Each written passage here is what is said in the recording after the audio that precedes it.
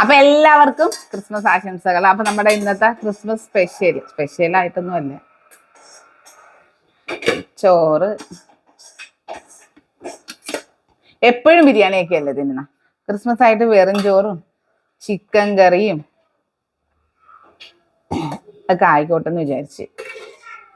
ഇത് നമ്മുടെ chicken fry എന്നല്ല, ചിക്കൻ വറുട്ടെന്നൊക്കെ വിളിക്കാം. അതിൻ്റെ ഒപ്പം ഒരു കറിവേപ്പിലെങ്കിൽ പൊങ്ങി പോന്നു.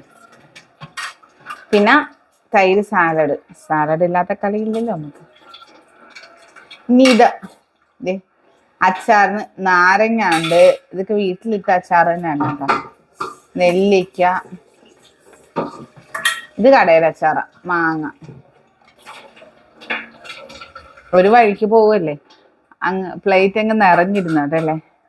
അപ്പൊ അതെ ഇന്നത്തെ നമ്മുടെ സ്പെഷ്യൽ ഇങ്ങനെയാണ്. അപ്പൊ എൻ്റെ എല്ലാ